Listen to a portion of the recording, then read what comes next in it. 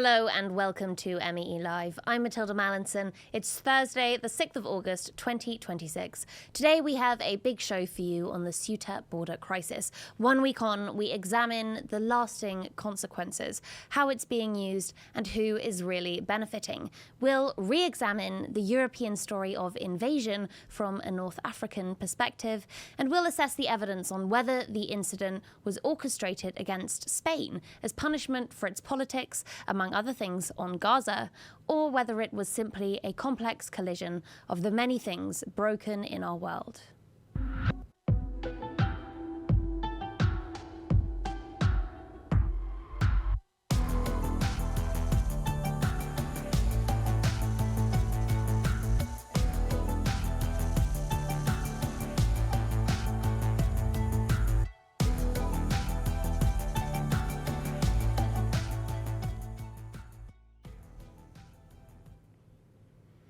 Who benefited from the Ceuta border crisis? Hard-right politicians across the West were handed a ready-made, viral image and seized it like a lifeline. Trump, whose polls show support at near-record lows, immediately framed it as a midterms warning.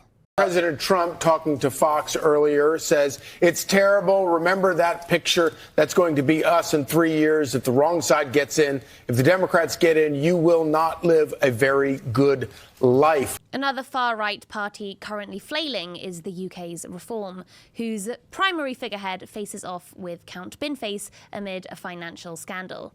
So when crisis hit a tiny Spanish enclave in Africa, one neither attached to Europe nor party to European free movement, to which the UK is not party to either, well then naturally Reform's Zia Youssef hopped on a plane. You see 50,000 arrive in a single day. What happens? Spain sends its armed forces in response. 200,000 have turned up on British beaches illegally under Tory and Labour governments. Just because it's taken a bit longer makes it no less dangerous. Britain must secure our borders before it's too late. Meanwhile, 22 EU member states signed a letter to the presidency. The bloc's right-wing factions are using the incident to push for harsher deterrence, though they did not stop to wonder why their recent deportation law, also justified as deterrence, failed to deter the Ceuta crisis itself. Italy suspended Schengen free movement with Spain for the month of August, despite Ceuta being outside the free movement zone. Morocco plausibly gained leverage from the incident, reminding Madrid of its grip on the Spanish border just after Spain's prime minister visited its regional rival Algeria. Criminal gangs, profiteering from desperation, sought to increase their market. One thing that's clear is who didn't benefit: the people crossing. I'm joined now from Ceuta by journalist Javier Jennings. Javier, welcome to MEE Live. You're on the ground. Can you tell us what the outcome has been for most of the people who made the crossing? Well, the things that we're seeing on the ground are a lot of despair, a lot of uncertainty, and a lot of overall desperation, sort of like looking for an answer of what's going to happen to them. We've been here for the past 5 days, and first time I actually spoke to some of the migrants. They were, mostly Moroccan migrants, but then those days they slowly started being pushed back by the Spanish authorities, both Guardia Civil, Policía Nacional, military. And those who remained are the ones that are not Moroccan, most of them. Most of the ones who remain now are not really Moroccan. They come from countries like Sudan, Egypt, Palestine, Nigeria, Senegal, Yemen as well. And the first days they were camping around the center for the reception of migrants in Ceuta, which is the Feti. And this place has, I think, capacity for like 514 people. It's already overwhelmed because there are like 720 living there right now that have been taken in. However, there are, I'd say, like 1,000, maybe 2,000 people camping outside of it for the first 3 days without water, without food, without any help, without any support at all. And most importantly, without any information of what was going to happen to them. We saw the military doing some random roundups of these people, sort of having a bit of a psychological war against them, saying that everyone's going to be returned to Morocco. Then an hour later, they just leave, and everything sort of goes back to normal. I think overall it's very stressful for the people that are, not willing to go back to Morocco. These people have gone through a lot, both through the route and the time that they spent in Morocco itself. And now they just want answers. And they ask us journalists if we know anything. But the thing is, there's no official account of anything, really. No official news. That uncertainty is really so difficult for people. Now, as you mentioned, the majority of those who crossed were pushed back. There were also a large number, perhaps an unknown number, who died. The death toll varies. Morocco only acknowledges, I think, about 11 deaths. Spain puts it, I think, 88 are confirmed, but Moroccan rights groups are saying 130, 140, possibly more people were killed and dozens are missing. Now, among those remaining, there are estimated to be maybe 800 unaccompanied children. Is anyone looking after them? No, not at all. This has been one of the focus of my reporting for the past couple of days. Because, in Ceuta, you have the reception, the Center for the Reception of Migrants, and then you have like a specific center for underage migrant kids. Which again has been completely overwhelmed. So the protocol is when someone finds these kids, they take them to the police, and then the police should take them to the center. But the center is completely out of capacity.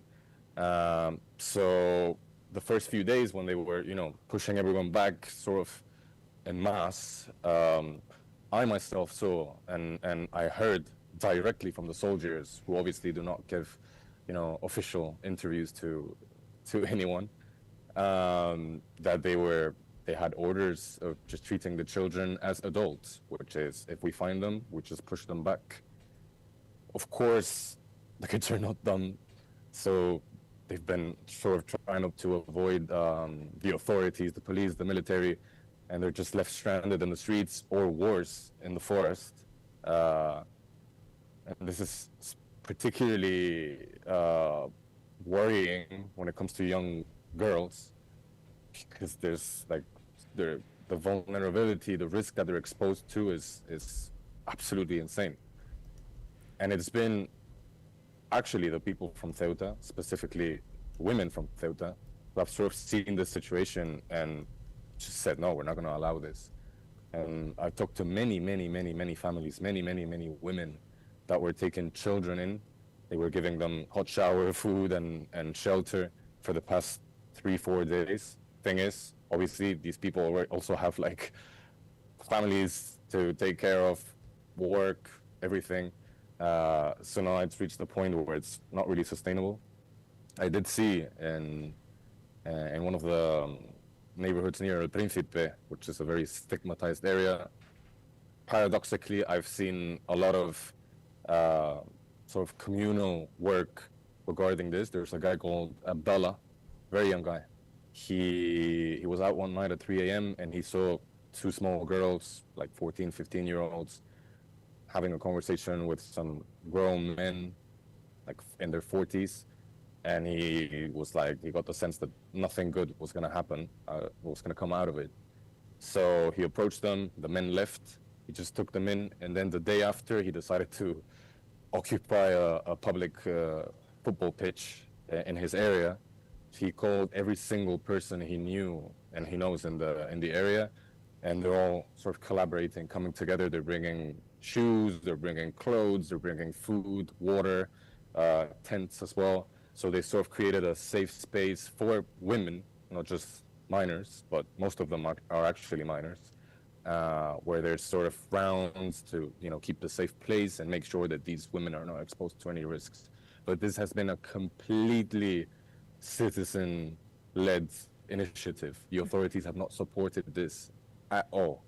Yesterday they were having an issue because I don't know who they were calling. I don't know if it was the municipality or the local government, but they wanted toilets, these portable toilets, and no one was sending them over.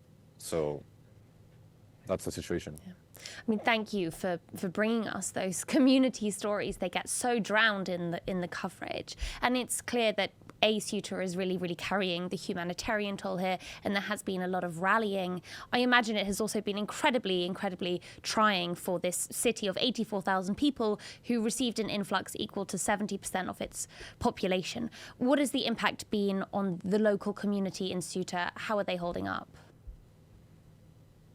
Well, I think really the local community understand that the migrants are not the ones to blame for this, that the migrants are being used to exert pressure, even though, of course, there's no official account. You know, what the analysis is that they're being used as leverage to pressure Spain. And then at the end of the day, this is the price. These are the people that pay the price for, you know, on one hand, the EU dealing with authoritarian, mercenary, violent governments or regimes, but on top of that, and most importantly, from the EU, just thinking that they can handle humanitarian issues or structural post-colonial issues with very clear fingers to point at, just with money. Why? Because they've completely dehumanized these people.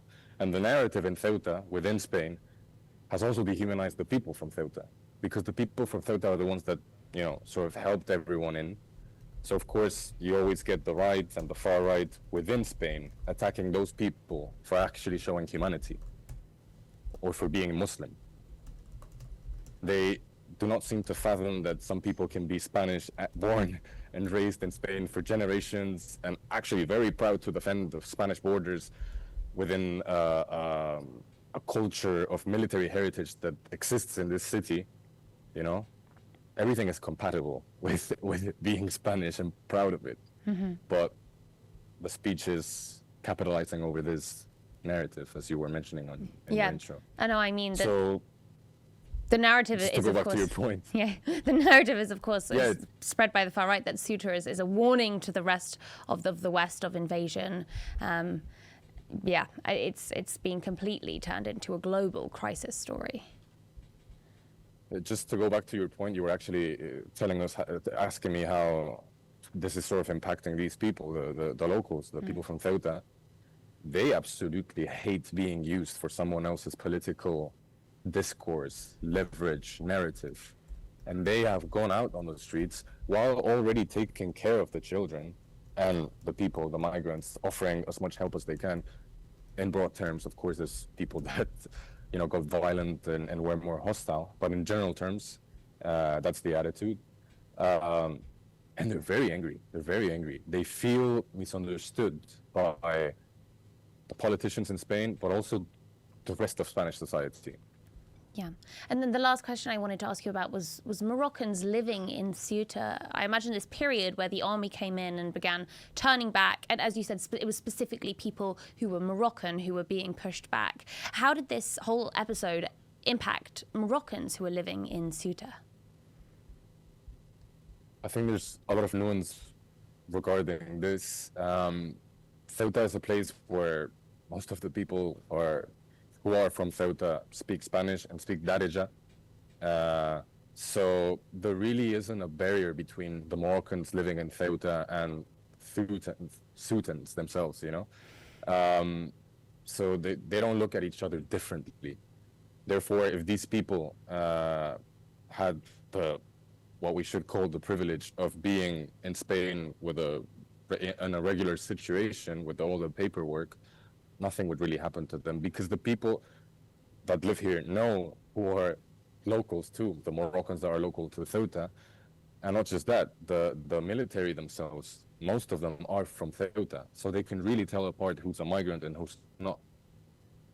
The ones that were most at risk were the people that were in the city, in the reception center, before this happened. The people that were already taken in and already had, you know, they had initiated their paperwork to be relocated into the peninsular Spain and other places, or those asylum seekers, if they look Moroccan, and they had gone out these days with all the chaos, they were at risk of being pushed back, you know, because no one was checking for documents, no one was checking for anything that could, back that they've been here since before the crisis started. So these people were really at risk. Yeah, no, that's a really good point. Javier, thank you so much for joining us and tuning in from Ceuta. That was really, really important perspective to hear, and thank you for your time. Now, one lasting outcome of the Ceuta crisis is a widespread false belief that Europe has been invaded. Will there be consequences for the disinformation about Ceuta? At least 88 people lost their lives. Almost all who crossed have returned to Morocco, and not one is confirmed to have entered mainland Europe. These facts don't matter to the far right. 60,000 illegal migrants forcing their way into Spain, and many of them may be heading to Britain. I'm 42, and I know that that's it. That my country, my continent, my civilization, my freedoms, my way of life, my safety, my ability to walk around the streets where I grew up freely, I know it's over. The irony, it's exactly this disinformation that helped cause the crisis in the first place. This open border narrative was echoed across Europe. Germany's far right disagreed with the UK's on just one point. It was Germany, not the UK, where most of them were headed. To Marine Le Pen, France's borders were the ones under threat. And all the way across the Atlantic, J.D. Vance claimed his territory was under invasion. Disinformation about Spain's open borders was one of the primary reasons given by the people crossing. Many said they believed that Ceuta was open and Spain couldn't and wouldn't deport them. None of this was true, yet it had been long implied by the far right. In April, when Spain offered legal residence to many undocumented migrants, Vox leader Santiago Abascal claimed Prime Minister Pedro Sanchez was working to replace Spaniards with foreigners. Czech Prime Minister Andrej Babiš, a billionaire Trump supporter, then blamed this law for Ceuta. The far right has repeatedly implied the law would allow any new arrivals in Sanchez's Spain to be naturalized. It didn't. And after 60,000 people entered Ceuta on false pretenses, Italy and Finland's far-right rulers called to exclude Spain from Europe's visa-free zone. They falsely implied Ceuta is part of the visa-free zone. It's not. Ceuta, an enclave in North Africa, is excluded from Schengen free movement and separated from Europe by sea. The far-right myth of Spain's open borders is echoed by criminal gangs. Children drowned in its name, while the European mainland remained unscathed. There may be no accountability for political disinformation, but that does not mean there aren't consequences. To better understand these questions of territory and sovereignty, we re-examine Ceuta through a North African lens. I'm joined now by Algerian researcher Hamza Hamouchene. Hamza, thank you for joining me. Far-right politicians from Spain, Italy, France, the UK, and even the US called the Ceuta crisis an invasion of their soil. Is that what an invasion looks like? So I'd like to spare a thought for the more than 140 lives that perished through the crossing, because those victims and all the migrants that tried to cross the border are humans with their stories, with their grievances and suffering, but also with their aspirations and dreams. And I think any conversation about migration needs to start with those humans first. But the far right, and quite honestly, not just the far right, it's also we find those stories in the mainstream media, are not doing this. So instead of having a serious and honest conversation, the whole debate about migration here in the West and in Western media is reduced to these, racist stereotypes and Orientalist cliches of the hordes of humans, of black and brown bodies trying to storm the borders and invade the so-called Western civilization. Colonialism, neo-colonialism, and imperialism have a hand. They have a big responsibility in creating the conditions that force people to migrate and to cross borders. And in here, we can talk about imperialist wars, political destabilization, but also how those countries are kept poor by various means, including structural adjustment programs, trying to push them to privatize and liberalize their economies, open them to foreign capital, so Those companies and corporations comes and plunder the resources at the expense of the majorities living in those countries. So honestly, we need to start, having a serious conversation and introducing more nuance and complexity into the migration stories that we put forward. It's interesting you bring up colonialism. Ceuta President Juan Jesus Vivas condemned the migration as a violation of Spain's territorial integrity. I was wondering, what about Morocco's? What questions does Ceuta raise about Morocco's territorial integrity?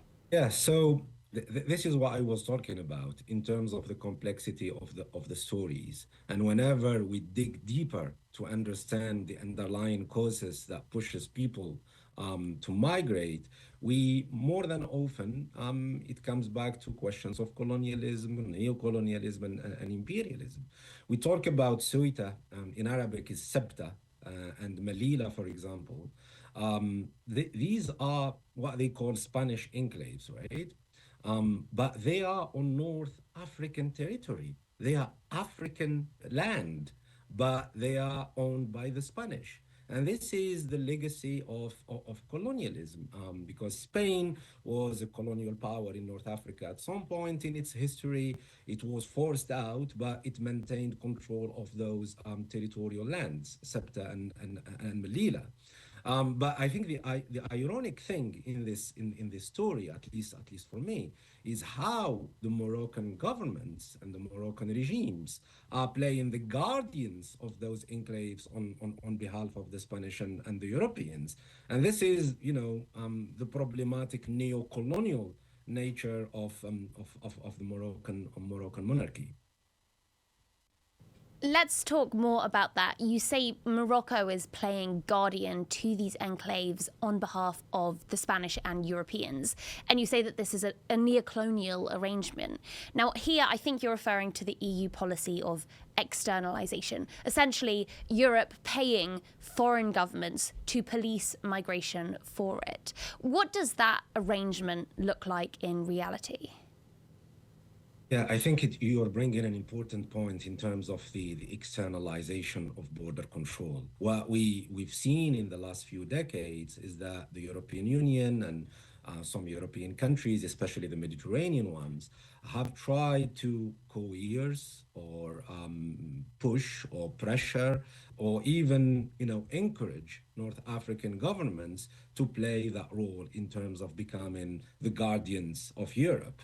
And that's what you're doing basically by that. You're externalizing that control, but also you're shifting the social and human cost somewhere else that you don't see.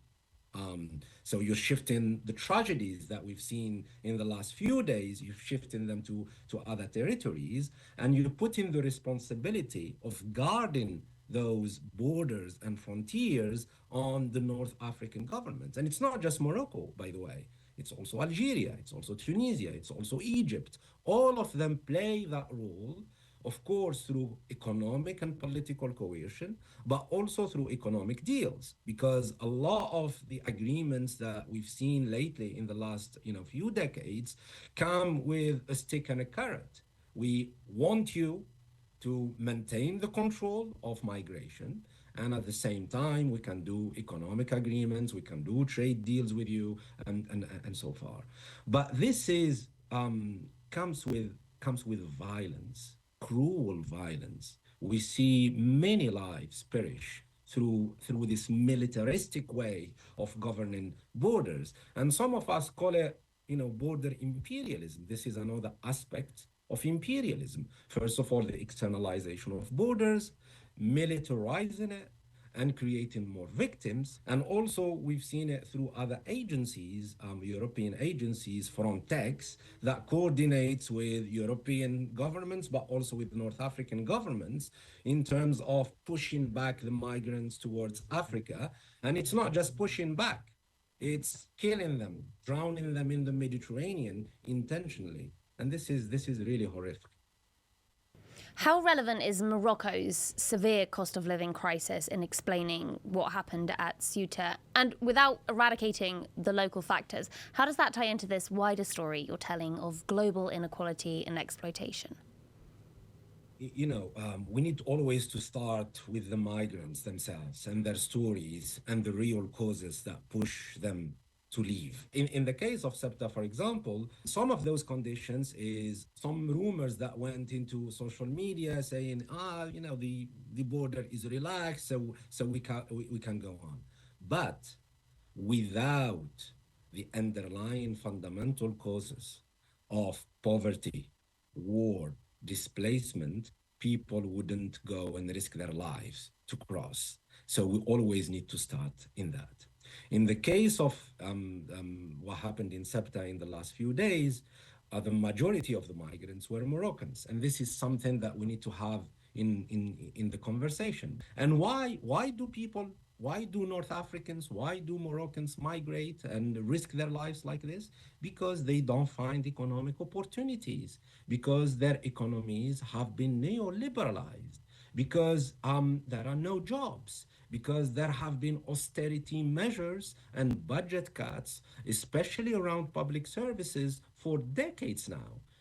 Morocco gives the image of a modern country. They're going to host the World Cup in 2030. They talk about football, we talk about tourism. But really, if you go to rural areas, you see a huge poverty. There is a huge economic marginalization that is absent of the story. And people, they are forced to migrate because of those conditions. They want jobs. They want their families to survive. They want to feed their own families. And I think it's really important to bring that story into the conversation to understand why the majority of the migrants, the 70,000 migrants that tried to cross, are Moroccans. And I think for me, this is the fundamental reason. If not border securitization, what is the solution to that, though? Honestly, there is no short-term solutions per se to the question of migration, because we need to first of all talk about the end of wars, the end of displacement, the end of political destabilization in those countries, and the end of popularizing and impoverishing policies that are usually imposed by international financial institutions, by the European Union, by European governments, maintaining those countries in a poverty trap and forcing those migrants in the first place. So that's why we need to have a serious conversation to find a solution, rather than militarizing and creating more problems, more death. Migrants will continue to leave as long as those conditions of poverty, war, and displacement are there. And I think people need to be free to move. That humanity has functioned like this for centuries, if not millennia. People move, and this is enriching. Migration is a beautiful story. It's not the story that they tell us here.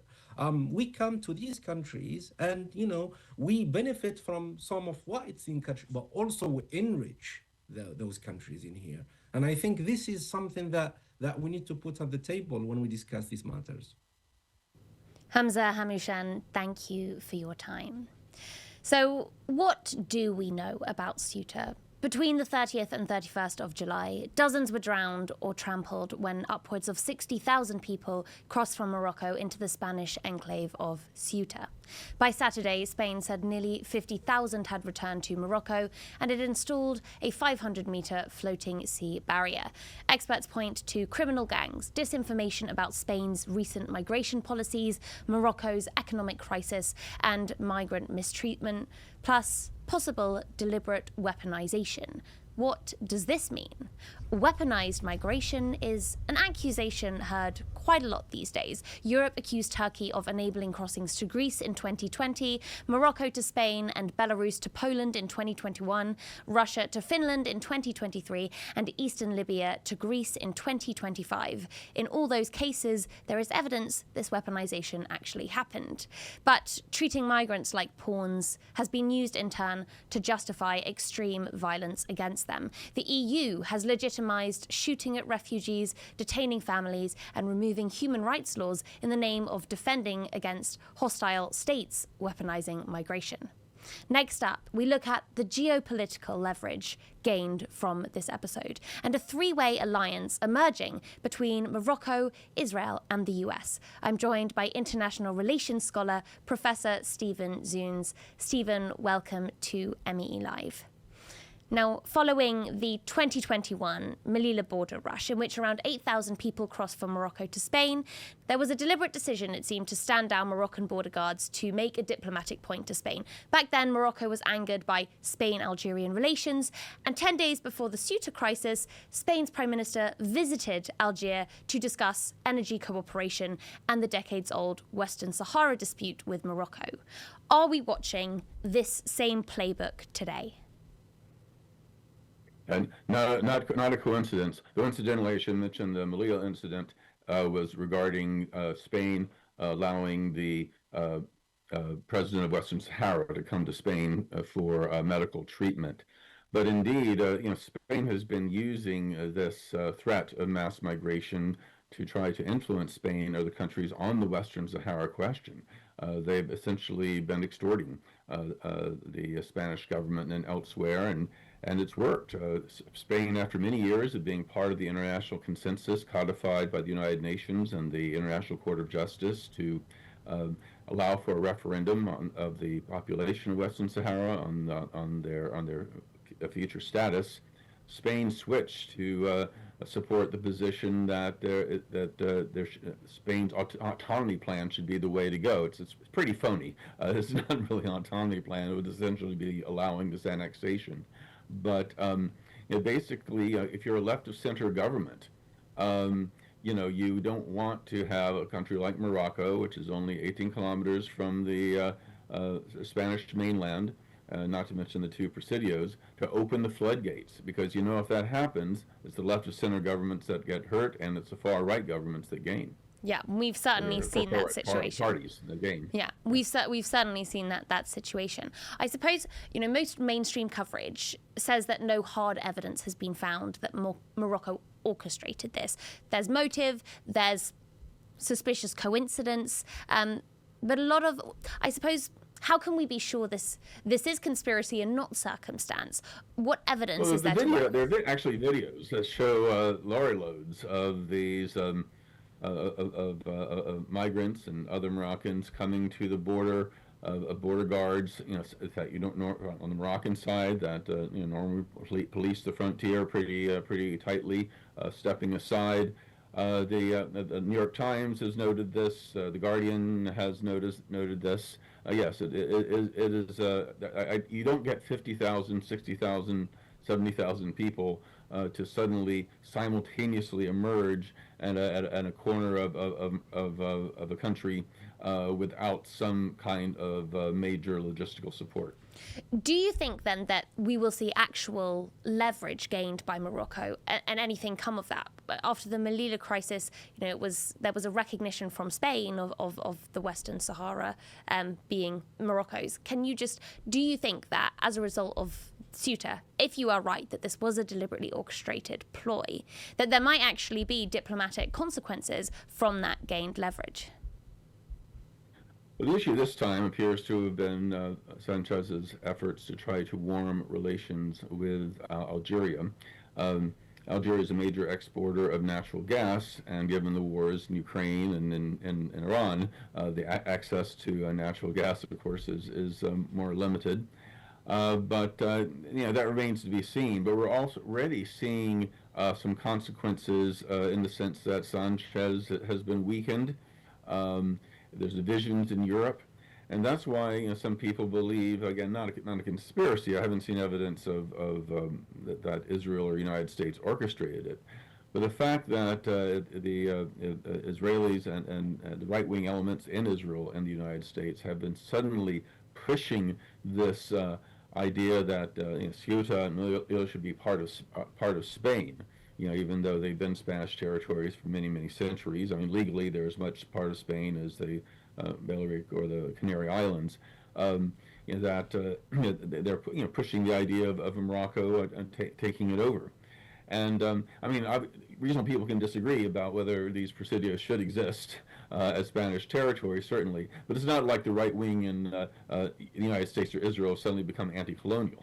Yeah, I mean, and we actually have some of those tweets that we can show, because I think it is relevant that among those really politicizing this issue were Israeli officials who aren't necessarily obvious spokespeople on this question between North Africa and Europe. So and already the Israelis have jumped on it, saying, "Hey, Sanchez is a total hypocrite. He opposes what Israel's doing, but he is the occupier. Yeah, he is the bad guy." That was Danny Danon, who's Israel's UN ambassador. He taunted Spain on X about the event, saying that it maintains colonial enclaves in Africa, so it shouldn't lecture Israel. Now, Spanish Minister Oscar Puente responded, "Well, it all seems to be becoming quite clear," insinuating Israeli involvement, although, this was not with any given evidence. But as one Portuguese ex-minister pointed out, whether or not the US and Israel were involved before the fact, they were deeply involved after the fact. Just elaborate on all this for us. Why exactly is Israel getting involved? Why exactly is Spain such a target here? Well, Spain has been one of the most outspoken countries in Europe in terms of the genocidal war in Gaza, on the Israeli occupation, colonization, settler violence, and many other things that have concerned people that are concerned about Palestinian rights or simply human rights, international law in general. And so, Israel has a motivation of, making an example of them. Similarly, pro-Israel elements in the United States, some more right-wing pro-Israel elements that are close to the Trump administration have been pushing this as well. And of course, the United States itself has its motivation, certainly. The Trump administration has been quite angry and insulting and threatening in many respects to Spain because of their refusal to increase their military spending to the degree that Washington would like, and in particular for their opposition to the Iran war. They're refusing to allow U.S. Bases to be used in operations related to that are located in Spain to be used for U.S. military operations, and even they banned overflights by American military aircraft that are bound for that region. And so, Trump ordered his Secretary of Treasury to cut off all trade with Spain. Of course, he was informed he couldn't do that because Spain's part of the EU. It's a single economic unit. But he was clearly looking for other ways of doing so. And again, we don't have a smoking gun that says the United States or Israel orchestrated this or put Spain up to it. But certainly, I think you could say it emboldened Spain, because after all, if indeed, as I believe this was, a very orchestrated attempt to get tens of thousands of people to storm the border of a NATO country, one would think that the United States would protest this, but instead they're blaming Spain. And indeed, Trump has said, "Oh, this is what's going to happen to our border. Many times worse if the Democrats get back in." President J.D. Vance talked about these global elites and the like globalists and other people who have liberal policies. And if the goal of the United States and Israelis were, U.S. in particular in this case, is to divide Europe. They've had some success there with the reaction by a number of the more conservative European governments to this, and the general anti-migrant hysteria that has come up about this supposed invasion of Europe, even though, of course, Ceuta is not in Europe. Yeah, there is a kind of fascinating, darkly fascinating overlap in worldviews there between that anti-migrant, hard right, in some cases very far right, radical worldview, anti-Muslim worldview, and the Israeli or the state of Israel's worldview that we've been seeing. And just to illustrate this, I want to play this clip from Tommy Robinson, one of the UK's, or maybe the UK's biggest sort of far-right extremist, where he directly compared the events of Ceuta to October the 7th. Now picture this. All those people crossing the border are armed with AK-47s. They kick doors off and go house to house in Spain, raping, pillaging, murdering, beheading, whilst all cheering, whilst their entire country they've come from, Morocco, picture this, are celebrating as they bring the Spanish people back as trophies and celebrate and hide. Yeah, that's what fucking happened on October 7th. I should say that all of the claims he made in that statement about beheadings and pillages, that is completely false. Yeah, totally false. Yeah. So, no, Don't mean to platform that. Exactly. But that's an interesting overlap. And I think that something that's really interesting there is where Morocco comes into this, because you have talked about this, what Israel and the US have sort of to mutually gain from the narratives that have come out of Ceuta. But we see here a three-way alliance emerging between the US, Israel, Morocco. Now, Morocco is not a beneficiary of that Tommy Robinson far-right anti-Muslim invasion narrative, right? The Moroccans are not depicted very nicely in that video. So where does Morocco come into this three-way alliance? You talk about this nexus between the US, Israel, and Morocco, and how has that played out over this past week? It goes back to the Abraham Accords, in which Trump convinced the Morocco to formally recognize Israel, breaking from the Arab League position that recognition of Israel would happen only after the occupation ended and the Palestinian state was able to emerge. This was done in return for the United States to become the first country to formally recognize Morocco's illegal annexation of Western Sahara. Now, countries like Spain and Britain and France and others that have spoken favorably of Morocco's autonomy plan have said it in the sense that this is we think this is the best plan forward for a negotiated settlement. They haven't formally recognized the annexation. The United States became the first and only country to recognize Morocco's annexation, and Israel followed actually several months later, but Morocco, U.S. and Israel are the only two. And this is, of course, a very dangerous precedent. I mean, Trump did this at the very end of his first term, and much to many people's shock and surprise, he did not rescind it. And, of course, this led all sorts of people, and I know in my own experience, my travels in Africa, whenever I try to defend the Biden administration's position on Ukraine, saying, hey, we're upholding international law here. No country can expand its territory by force. No country can expand, their international boundaries. Everybody from cab drivers to cabinet officials would tell me, what about Western Sahara? So it very much weakened. Even Michael McFaul, who the former U.S. ambassador to Moscow, who's a big Ukraine hawk, even he criticized the Biden administration for essentially upholding the U.S. Recognition. So, but anyway, this three-way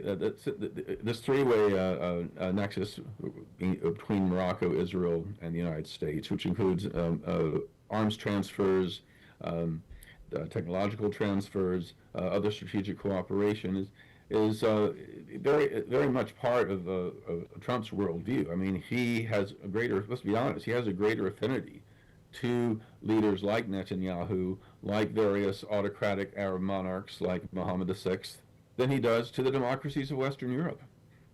And so he has no problems working with the two of them to undermine European unity, promote the far-right parties, which his administration is openly allied with, and cause similar havoc. Stephen Zunes, it's been a real pleasure having you on. Thank you so much for your time. Thank you. And to all of you watching, thanks for tuning in. That's all that we have time for today. Like, subscribe, make sure you're following us on social media at Middle East Eye. You can email meelive@middleeasteye.net. I'll be here live at 5 every Tuesday and Thursday noon if you're in New York. See you then.